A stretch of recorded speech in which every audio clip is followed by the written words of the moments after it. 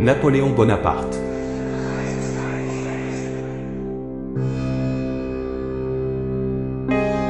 Maximilien Robespierre.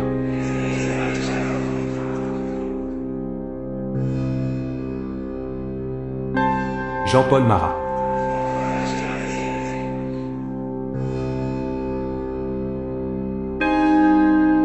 Con estos gestos, estos tres demonios partieron al más allá. Demonios que escribieron con sangre la historia de Francia y de Europa. Voy a contaros algunas cosas de la vida de estos tres personajes, cuyas máscaras mortuorias plasmaron el último gesto que tuvieron en vida. Fidelio. Please, come forward.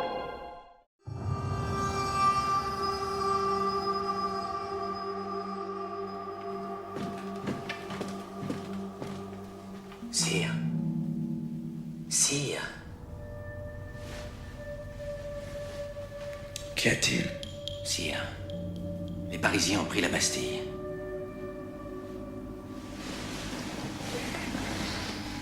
Pris la Bastille? Pourquoi? C'est une révolte. Non, sire. C'est une révolution.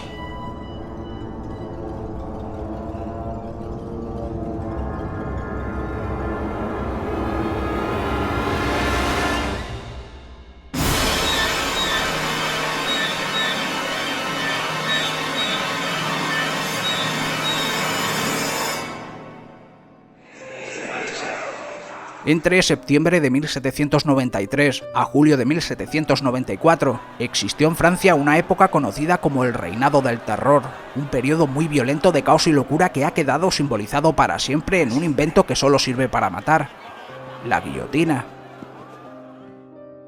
Por supuesto que para los líderes revolucionarios el terror era la impartición de justicia. Ese era el lema del mayor psicópata de la época, Maximilien Robespierre. La terreur n'est autre chose que la justice prompte, sévère, inflexible.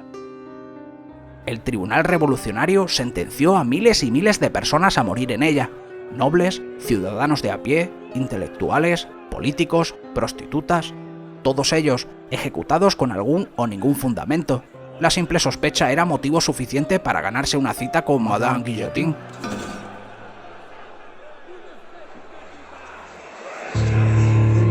Jean-Paul Marat.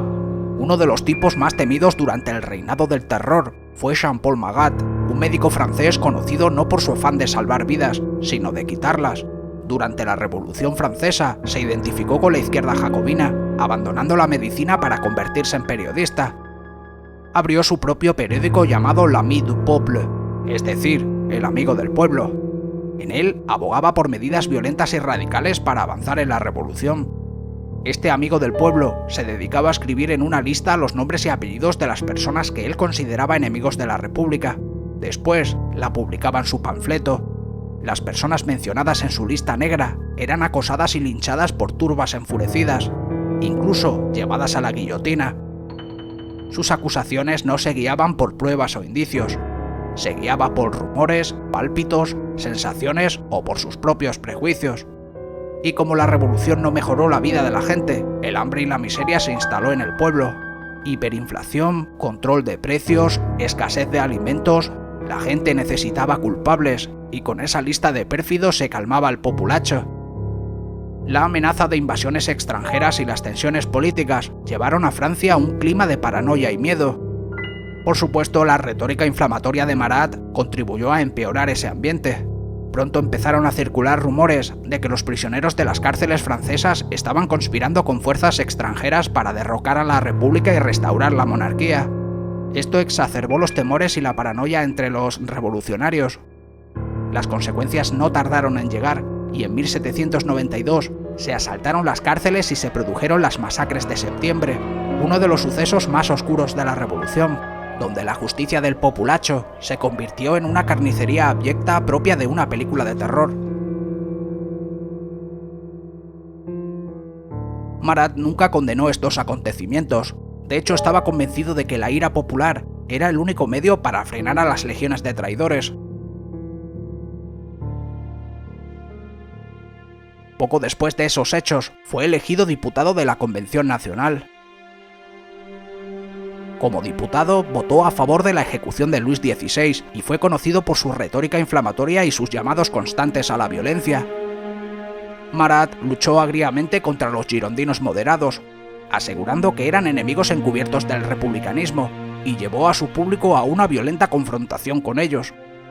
Los girondinos, preocupados por su radicalidad, lo expulsan de la convención para someterlo a juicio ante el Tribunal Revolucionario. Pero hasta el propio tribunal tenía miedo de que las turbas enfurecidas de Marat se volviesen contra ellos, así que fue absuelto y devuelto a la convención con un renovado apoyo popular. Después de su absolución en el juicio, se sintió fortalecido y más decidido que nunca a luchar contra los girondinos y otros grupos que consideraba obstáculos para la revolución. Se volvió aún más agresivo y radical en su postura hacia ellos. Publicaba continuas listas de supuestos traidores y conspiradores girondinos, esta vez en otro periódico llamado Diario de la República Francesa. Arropado por las violentas masas populares, nadie se atrevía a cuestionarle. El que lo hacía era incluido en su lista, y si estabas en ella, no podías hacer nada. Así que las personas que aparecían en su lista negra tenían altísimas probabilidades de pasar por la guillotina. Ni sus propios partidarios estaban a salvo de sus acusaciones. Marat propagó el terror como una epidemia. Se convirtió, a ojos de muchos franceses, en un símbolo de injusticia y muerte. Y así es como lo veía una joven francesa llamada Charlotte Corday. Muy preocupada por el rumbo sanguinario por el que estaba transitando Francia, decidió viajar sola desde Caen a París para visitar a Marat y acabar con él. Los hechos ocurrieron el 13 de julio de 1793. Ese día la joven entró en el edificio donde residía Marat.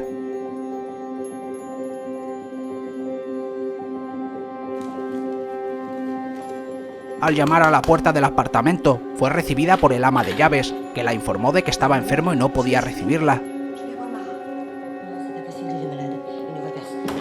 La joven insistió en entrar para hablar con Marat de un asunto muy importante, pero el ama de llaves volvió a negarle la entrada. La discusión llegó a oídos de Marat. Preguntó quién era la joven que llamaba y ordenó que la dejaran pasar para ver qué quería. El ama de llaves la condujo hasta el baño donde se encontraba Marat. Este padecía dermatitis seborreica, una infección por hongos que le producía violentos picores en la piel, y para calmarlos, tomaba continuos baños calientes. Tras una breve conversación, la joven dijo que tenía una lista de traidores.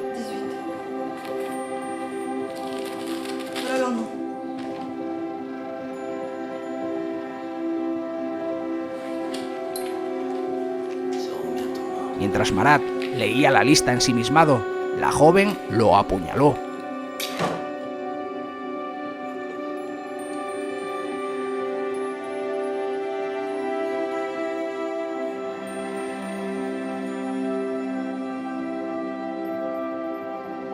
Esperó sentada al lado del cuerpo de Marat a la espera de ser detenida. 4 días después, la cabeza de la joven sería levantada por su verdugo. Los seguidores más fanáticos de Marat lo identificaron como un mártir de la revolución. De hecho, su rostro fue objeto de una máscara mortuoria gracias a la cual podemos saber cómo era realmente. El yeso inmortalizó para siempre su último gesto. Su muerte fue un aviso, y es que nadie estaba a salvo de la ira popular. Esto impactó mucho a un tal Robespierre, pero eso es otra historia que contaré en otro vídeo.